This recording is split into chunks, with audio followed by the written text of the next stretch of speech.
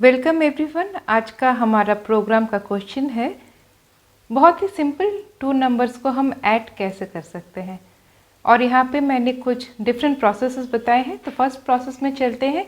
यहाँ पर by assigning values to the variables. यहाँ पर मेन वर्ड है बाय असाइनिंग। ये सिंपल से प्रोग्राम है। जब आप प्रोग्राम स्टार्ट कर रहे हैं तो फर्स्ट में ही आप एडिंग टू नंबर्स करते हैं।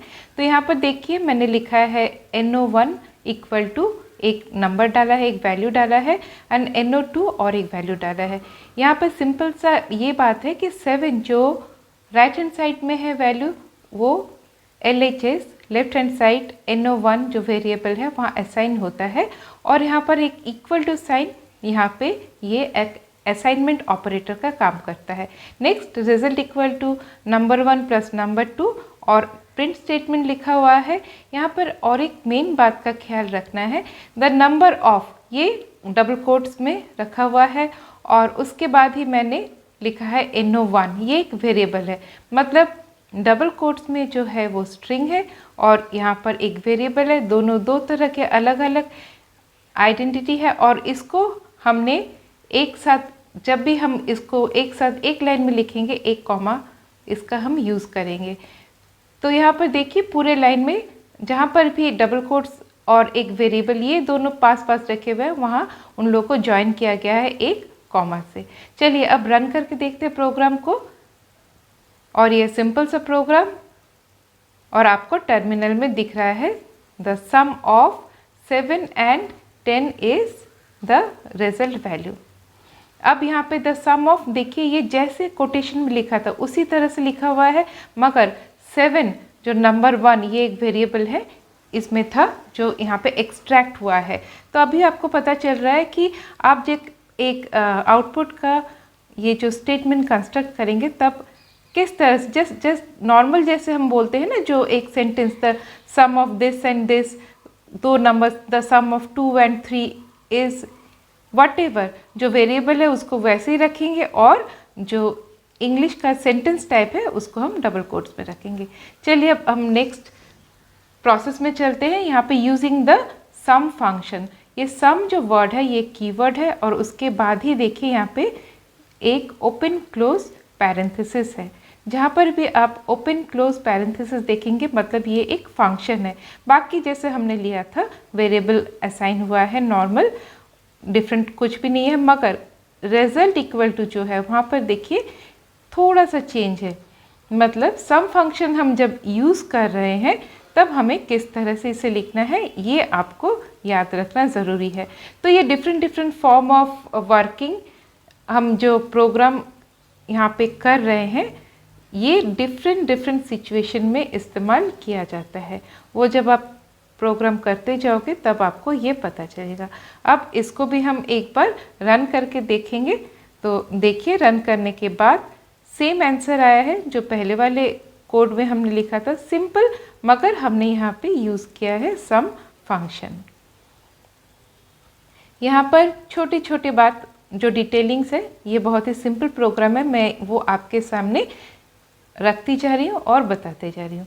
नेक्स्ट जो थर्ड प्रोसेस है, यहाँ पर देखिए लिखा है math.fsum। अब ये जो मैथ आप फंक्शन पढ़ेंगे उसके बाद आप पढ़ेंगे मॉड्यूल्स।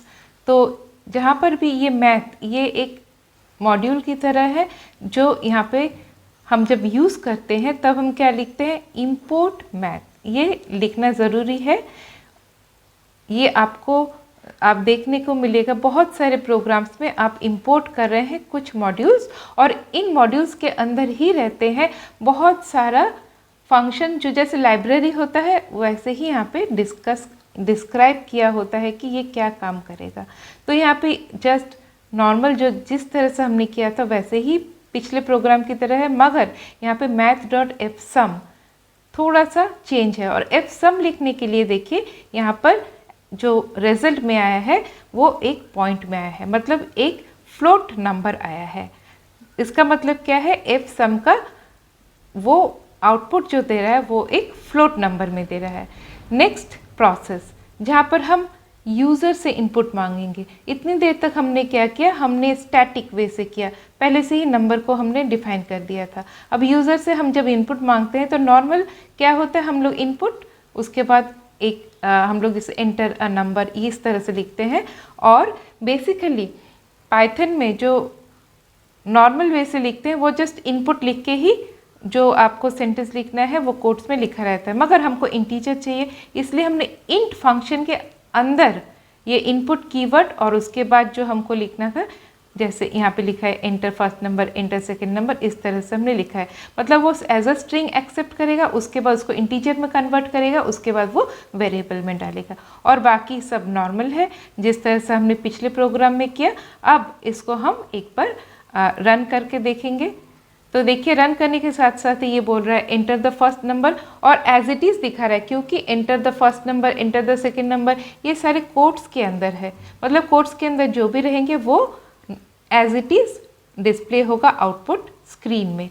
और उसके बाद उसने सम कर दिया। और सेम प्रोग्राम मैंने इंट की जगह पर मैंने क्या लिखा है यहाँ पे, फ्लोट, मतलब फ्लोट फंक्शन यूज़ किया है।